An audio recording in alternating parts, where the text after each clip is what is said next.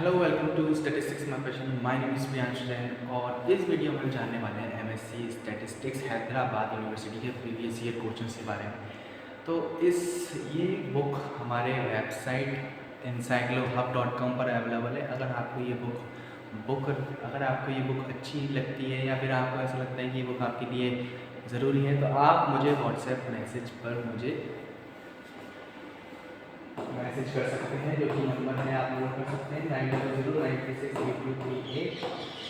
इस नंबर पर आप ये नंबर नोट कर लीजिए। आप इस नंबर पर आप मुझे मैसेज कर सकते हैं या फिर मुझे आप उस पर डायरेक्टली कॉल भी कर सकते हैं अगर आपको ये चाहिए तो चलिए बात करते हैं। इसमें आपको सबसे पहले तो ये जो बुक है ये केवल ओनली एमएससी स्टडीज़ हैदराबाद के लिए नहीं है, आपके Kolkata university plus Delhi university के लिए जो एमएससी स्टैटिस्टिक्स के स्टूडेंट्स तैयारी कर रहे हैं उसके लिए भी काम आएगी।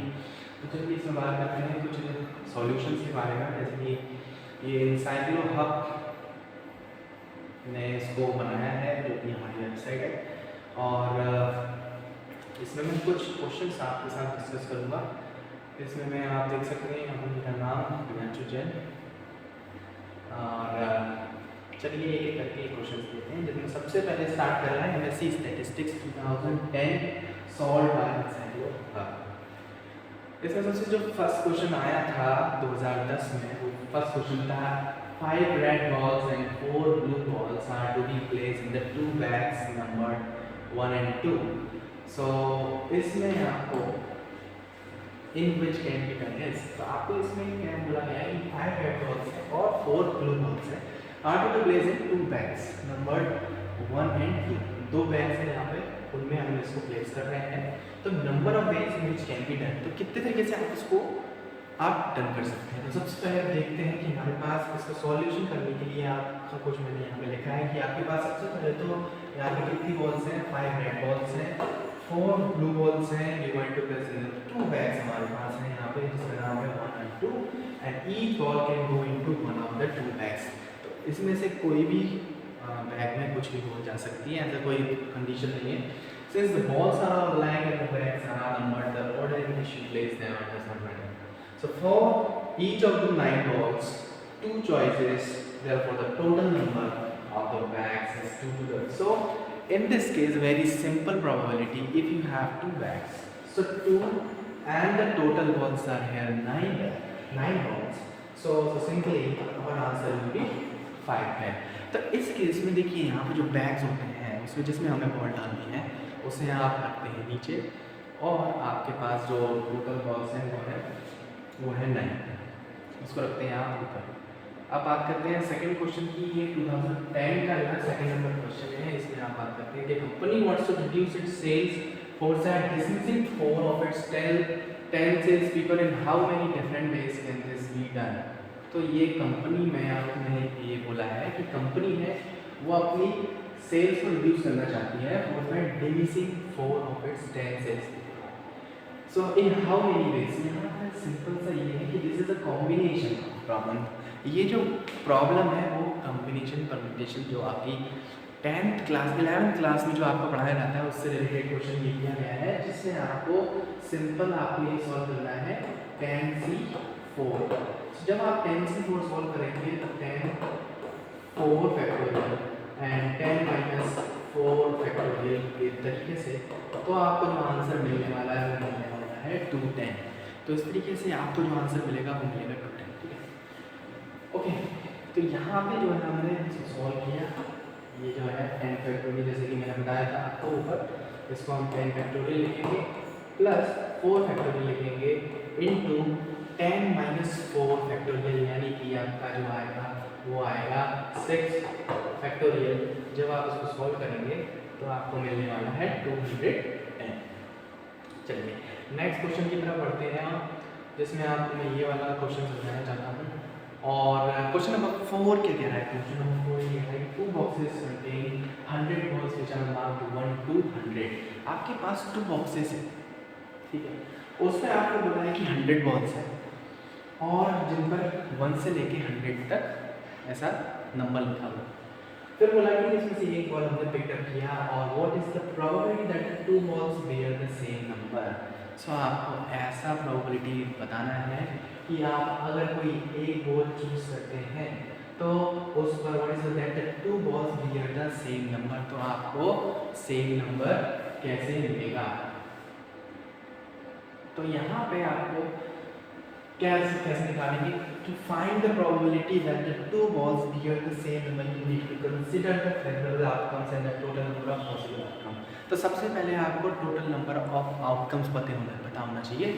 तो ये क्या है, यहाँ पे जो दिया है वो दिया है आपको कि 100 बॉल्स इन ईच बॉक्स। आपके पास जो है टोटल बॉक्स जो बॉल्स दिए हैं वो दिए हैं आपको टोटल 100 इसमें दिए हैं, 100 इसमें दिए। तो यहाँ आपके पास 200 बॉल्स। अगर बात करते हैं कि there are total of 10,000, 100 into 100 यानी कि 10,000 तरीके से आप बॉल्स सपोज करते हैं मेरे पास 2 बॉक्स है और ये 2 बॉक्सेस में मेरे पास 100 बॉल्स रखी है, इसमें भी 100 है, इसमें भी 100 है। अब इन 100 बॉक्सेस बॉल्स में से अगर मैं ऐसे एक बॉल निकालता हूँ इसमें से दूसरी, मान लो इसमें से मैंने 2 नंबर की बॉल निकाली और इसमें से 5 नंबर की बॉल निकाली, ये एक पॉसिबल वे होगा। तो total number of possible ways होंगे आपके 10,000 पॉसिबल वेज। अब बात करते हैं there are 100 ways to choose a ball with a specific number and if the two balls they are the same number there are 100 such pairs। आपको ऐसे 100 such pairs मिल सकते हैं। अब अगर इसको प्रोबेबिलिटी करते हैं two balls be at the same number is probability equal to number of favorable outcome divided by total number of possible outcomes। So probability equal to 100 favorable pairs divided by 10,000 pairs। probability निकालने के लिए number of favorable outcomes divided by total number of possible outcomes। So 100 favorable pairs divided by total 10,000 pairs। तो आपको इसके लिए सबसे पहले तो टोटल नंबर ऑफ पेयर्स निकालने पड़ेंगे जो कि 10,000 है। 10,000 लिख लिया, देन इसके बाद 100 से आपको इसको तो 100 डिवाइडेड बाय 10,000 यानी कि 1/100 will be the answer for this question. तो इस तरीके से आपको ये फॉर्मूला याद रखना है। अगर किसी केस में आपको प्रोबेबिलिटी निकालनी रहती है तो उस केस में आपको इस तरीके से प्रोबेबिलिटी निकालनी पड़ेगी। चलिए मिलते हैं नेक्स्ट क्वेश्चन में।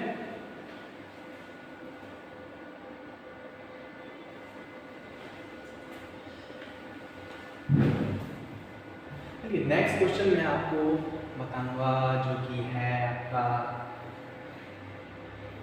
रैंडमली मैं आपको बताना चाहता हूँ कि कोई से भी ऐसा नहीं कि सिलेक्टेड। देखिए यहाँ पे एक क्वेश्चन नंबर 10 जो है आपके साथ डिस्कस कर रहा हूँ जिसमें बोला है कि random variable x follows a binomial distribution with parameter n is equal to 10 and p is equal to 0.5। तो यहाँ पे आपको एक रैंडम वेरिएबल x दिया है जो कि बाइनोमियल डिस्ट्रीब्यूशन को फॉलो करता है। सबसे पहले तो ये क्वेश्चन जान लेते हैं किस टॉपिक से लिया गया है। ये टॉपिक है हमारा एस्टिमेशन चैप्टर से, जिसमें हम पढ़ते हैं बाइनोमियल डिस्ट्रीब्यूशन के बारे में, जिसमें आपको मीन दिया रहता है।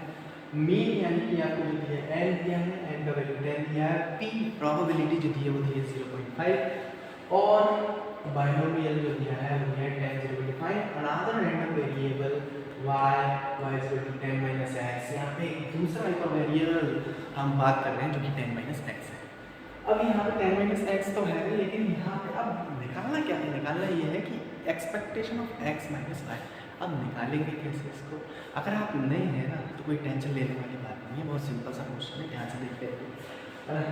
तो देखिए साहब, सबसे पहले तो आपको बाइनोमियल लिख लेना है कि जो बाइनोमियल दिया है वो क्या है, बाइनोमियल दिया है 10 0.5। It is an as follows: the binomial distribution with parameters n is equal to 10 and p is equal to 0.5 जो कि आपको वैल्यू दी है।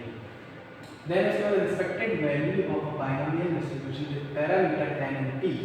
यहाँ पे आपको ये याद रखना रहता है, सबसे पहले तो आपको क्या याद रखना पड़ेगा, ये याद रखना है कि एक्सपेक्टेशन ऑफ x जो होता है बाइनोमियल में वो होता है एक्सपेक्टेशन ऑफ x कितना होता है np। और वेरिएंस की बात करते हैं, variance of x is equal to होता है npq। ये दो चीज़ें हमेशा याद रखनी पड़ती हैं एस्टिमेशन चैप्टर में, एक मीन और एक वेरिएंस। मीन और वेरिएंस यानी कि एक्सपेक्टेशन ऑफ x और वेरिएंस यानी कि npq। अब चलिए यहाँ पे हमने लिखी है expectation of x। Expectation of x में n की वैल्यू जो दी थी वो लिखी है 10, p की वैल्यू 0.5। तो इस तरीके से जो एक्सपेक्टेशन ऑफ मीन जो निकला वो निकला कितना 5। चलिए अब बात करते हैं आगे।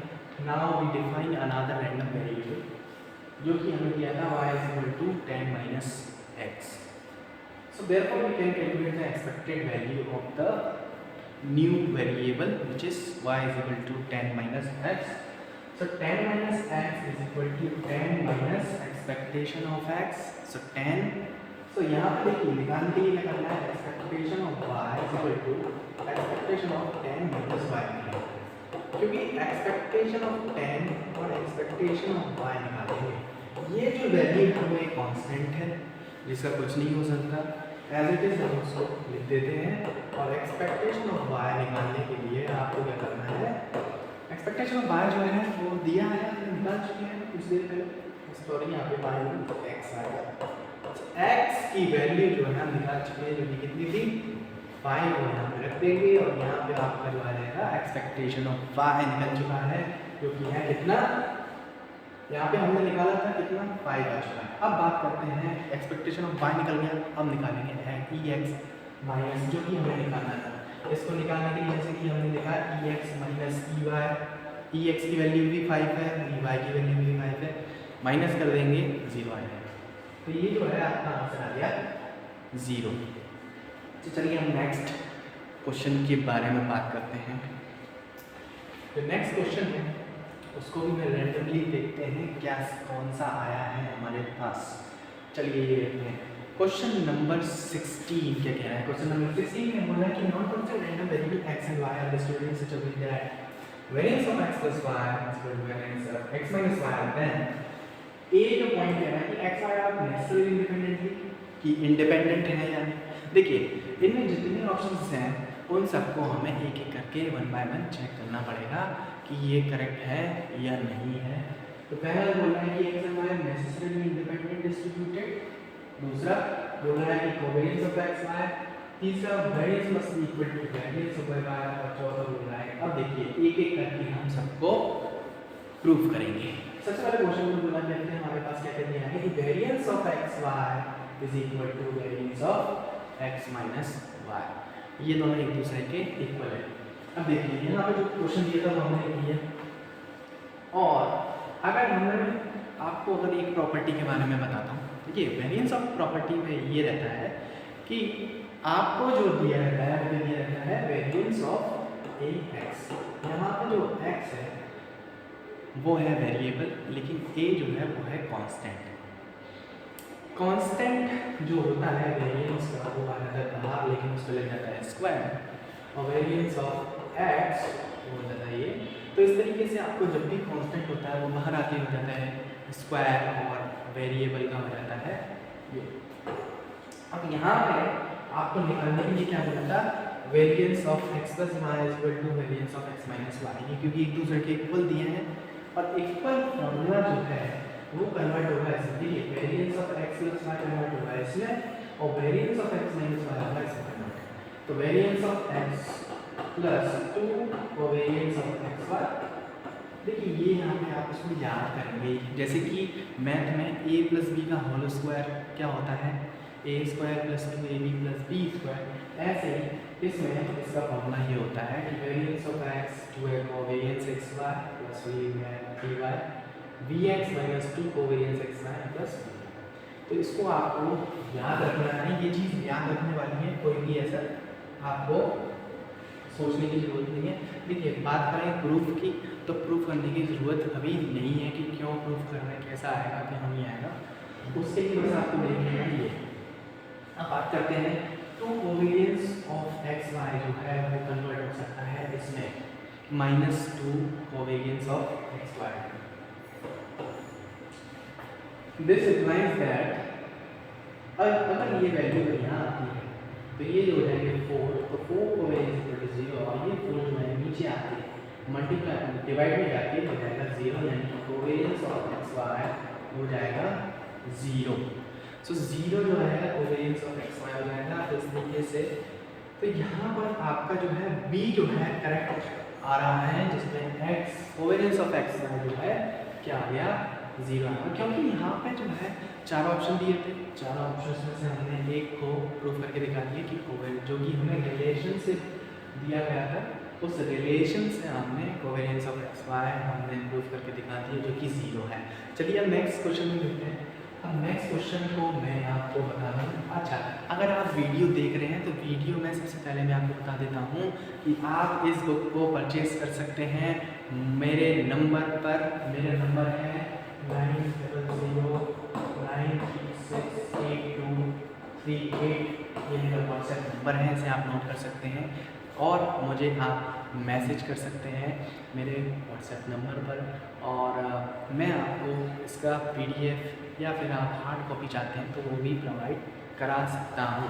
तो देखिए यहाँ पे आपको विद इन डे आपको मैं इसको प्रोवाइड करा दूँगा। अगर जैसे ही मैसेज मैं आपका देखता हूँ मैं तुरंत रिप्लाई देने की कोशिश करूँगा।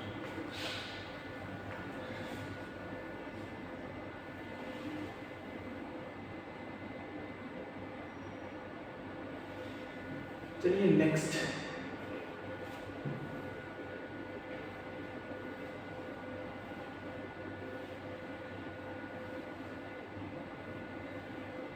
क्वेश्चन में देखते हैं, जिसमें आपको मैथ का एक क्वेश्चन दिया गया है और मैथ के क्वेश्चन में बोला गया है कि A is a 4x4 real non-singular matrix and matrix is D is obtained in the following way. The first row of B is the sum of the first and the second rows of A. The second row of B is the sum of the second and third rows of A. The third and the fourth rows of B are the third and the fourth rows of A respectively. So the rank of B, यहाँ पे आपको rank निकालना है ना। सबसे पहले तो दिया क्या था, दिया ये है कि आपको 4x4 का एक मैट्रिक्स दिया हुआ है इसमें, जो कि हमने ले लिया A11 A40। मैट्रिक्स लिखने के बाद आपने AI represents the elements of matrix A is and the matrix is formed as follows. The first row of B is the sum of the first and the second rows of A. तो देखिए यहाँ पे जो condition बोली है कि the first row of B is the sum of the first and the second rows of A. तो यहाँ पे आपको फर्स्ट और सेकंड रो का, फर्स्ट रो और सेकंड रो का यहाँ पे आपको, तो B जो है फर्स्ट रो और सेकंड रो का सम है, तो ये हमने लिखा। अब इसको हम बात करते हैं, second row of B is the sum of the second and third rows of A।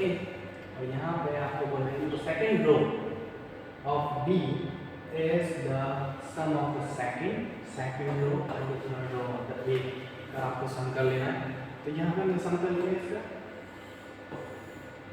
तो यहाँ पे हम एक का सम करेंगे। A11 के साथ A20 सम करा, ऐसे ही A12 के साथ A22 के साथ सम करेंगे, A13 के साथ। तो ये जो है ना फर्स्ट रो का हम सम करा हमने सेकंड के साथ, और इस वाली लाइन का हमने सेकंड रो का जो है थर्ड वाली रो के साथ। अब आपको तो थर्ड रो का एक और कंडीशन दी कि third and the fourth row of the B's are the third and fourth A respectively. ये जो दिया है आपको, ये हमने इसमें ले लिया। तो ये जो आपको ये दोनों लाइन से यहाँ पे देखिए प्लस थर्ड लाइन और फोर्थ लाइन हमने इसमें ऐड कर दी। तो ये जो है बी बन के तैयार हो गया। अब आपको इसकी रैंक बतानी है, मेन काम था इसका रैंक बताना। तो यहाँ पे मैंने एक लाइन लिखी कि जैसे कि आप कैलकुलेट करते हैं rank of matrix B, the rank of matrix B is the maximum number of the linearity independent rows in the columns in the matrix. To calculate, देखिए सबसे पहले तो जो रैंक डिपेंड करती है वो डिपेंड करती है किस पर, उसकी इंडिपेंडेंस पर। अगर जितनी रोज जो होती है इंडिपेंडेंट होती है वो हमारी उसकी क्या होती है, रैंक। इस रैंक को कैलकुलेट करने के लिए हम परफॉर्म करते हैं row reduction to find the equivalent form of row reduction. In this case, we can see that the first and the two rows of B are linearly independent. The first two rows जो हैं वो हैं एक दूसरे से linearly independent. In this case, we can see that the last two rows are the same as the last two rows of the matrix A, so that they are the linearly independent row. So यहाँ पे इस case में जो दो शुरुआत की जो रोज हैं वो linearly independent है, इस वजह से इसकी जो रैंक होगी वो होगी 2। अब एक और नेक्स्ट क्वेश्चन के बारे में हम जानते हैं, चलिए देखते हैं। इसमें आपका एक शायद ये प्रोबेबिलिटी से क्वेश्चन दिया गया है, 34 नंबर क्वेश्चन नंबर है। और उसमें बोला गया कि आनंद tosses a fair coin and when the head appears Bharat does the same experiment with a fair coin. The probability that both of them toss their respective coins the same number of times is. तो यहाँ पे आपको देखिए यहाँ उन्होंने क्या बोला कि आनंद ने टॉस किया एक फेयर कॉइन C1, दूसरा भारत ने भी एक टॉस कर दिया, उसने बोला सेम है मतलब फेयर कॉइन C2, और उन्होंने ये कंडीशन क्या बोली कि आनंद टॉस करता है कॉइन को और रुक जाता है अगर हेड आ जाता है। दूसरा ये भारत अगर एक्सपेरिमेंट करता है पेयर कॉइन आता है, the probability that the both of them the respective coin the same number of times is, देखिए when Anand tosses a pair coin until he gets head, there are two possible outcomes. He can get a head on the first toss or he can get on the tail on the first toss and then repeat the experiment again. यहाँ पे देखिए to cases है,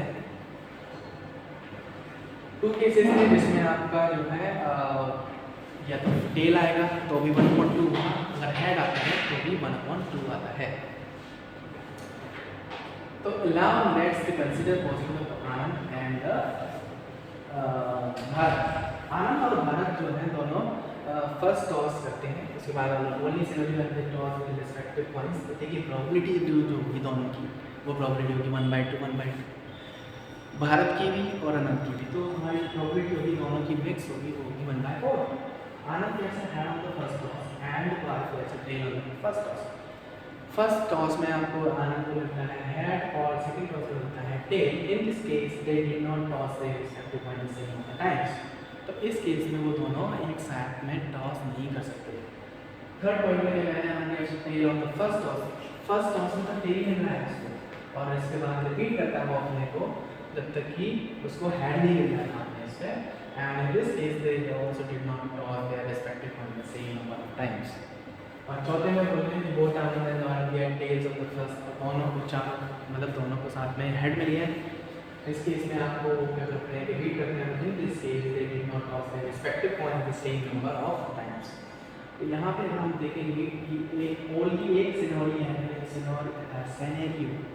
है जहाँ पर same number of times आपको देखो get the heads, मतलब एक टाइम पर एक हेड्स दोनों को हेड्स मिलते हैं, वो की है एक जिसकी प्रोबेबिलिटी है 1/4। इसलिए हमारा आंसर 4/4। तो इस क्वेश्चन में बस ये कहना चाहते थे कि जो आनंद है उसको मिलना चाहिए हेड, भारत को सेम एक्सपेरिमेंट करना है, और हमें प्रोबेबिलिटी निकालनी थी कि probability that both of them toss their respective by the same number of times, same number of times की प्रोबेबिलिटी, मतलब कि एक सेम नंबर पे उनको हेड मिल जाए, उस केस में आपको प्रोबेबिलिटी बनानी है। तो वो एक ऐसा केस है कि फर्स्ट टाइम में ही उसको दोनों को हेड मिल जाए और उसको भी फर्स्ट टाइम पे हेड मिल जाए, तो 1/2 1/2 1/4।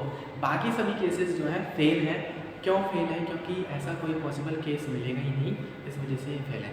Thank you so much for watching this video.